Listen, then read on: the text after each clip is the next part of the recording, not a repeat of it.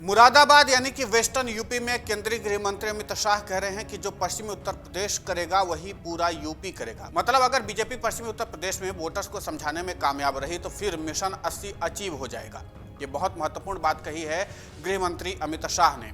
मुरादाबाद यानी कि western UP में केंद्रीय गृह मंत्री अमित शाह कह रहे हैं कि जो पश्चिमी उत्तर प्रदेश करेगा वही पूरा यूपी करेगा। मतलब अगर बीजेपी पश्चिमी उत्तर प्रदेश में वोटर्स को समझाने में कामयाब रही तो फिर मिशन 80 जो है वो अचीव हो सकता है। पहले चरण में जिन 8 सीटों पर मतदान होने हैं उनमें से 2019 के चुनाव में बीजेपी 5 सीटों पर हार गई थी। केवल मुजफ्फरनगर, कैराना और पीलीभीत में ही बीजेपी को जीत मिली थी।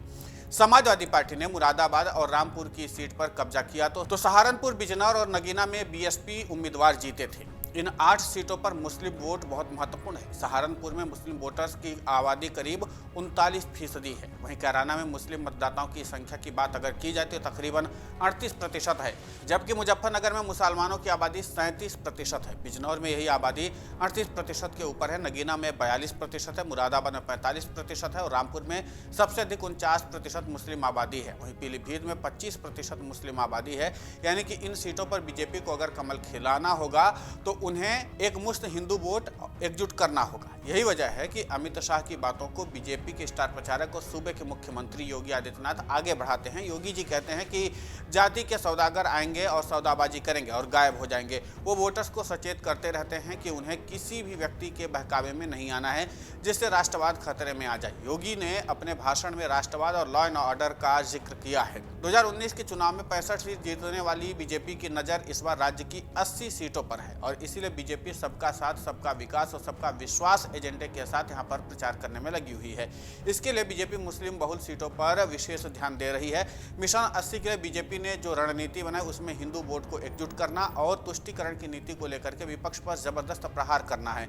अयोध्या में भव्य राम मंदिर बनाना बीजेपी को बड़ी ताकत देता है। प्रधानमंत्री नरेंद्र मोदी से लेकर के बीजेपी की गृह मंत्री अमित शाह और इसके अलावा हर जगह पे बीजेपी की तरफ से राम मंदिर की प्राण प्रतिष्ठा का बहिष्कार करने वाले विपक्ष को घेरने का एक प्लान रहता है। उसको लगातार घेरते भी हैं। तो उत्तर प्रदेश के मुख्यमंत्री योगी आदित्यनाथ हर रैली में माफियाओं के सफाई को याद दिलाने से कतई नहीं चूक रहे हैं। यानी कि अमित शाह शुक्रवार को यूपी के मुरादाबाद में थे तो वहीं उत्तर प्रदेश के मुख्यमंत्री योगी आदित्यनाथ ने कैराना में चुनावी रैली की। कैराना सीट पिछले 10 साल से लगातार सुर्खियों में रही है, कभी हिंदुओं के पलायन की खबर की वजह से तो कभी सांप्रदायिक तनाव की वजह से। इस बार यहाँ का मुकाबला त्रिकोणीय मुकाबला है। बीजेपी ने कैराना से मौजूदा सांसद प्रदीप चौधरी को टिकट दिया है। वहीं अखिलेश यादव की पार्टी ने इकरा हसन को यहां से चुनावी मैदान में उतारा है। इकरा हसन पूर्व सपा सांसद मुनव्वर हसन की बेटी हैं और नाहिद हसन की बहन है। श्रीपाल सिंह राणा यहां से बीएसपी के उम्मीदवार हैं। हालांकि बीजेपी के प्लान के अनुसार पहले फेज की शुरुआत के 5 दिन पहले ही बीजेपी सभी वोटरों तक पहुंच चुकी होगी। बीजेपी ने अपने पन्ना प्रमुखों को इसकी जिम्मेदारी सौंप दी है। पार्टी 14 अप्रैल तक एक के पन्ने के सभी वोटर्स से मुलाकात का टारगेट लेकर के चल रही। इसका प्लान होगा 19 अप्रैल को पहले चरण की वोटिंग का ध्यान रखते हुए तैयारी पूरा करना है।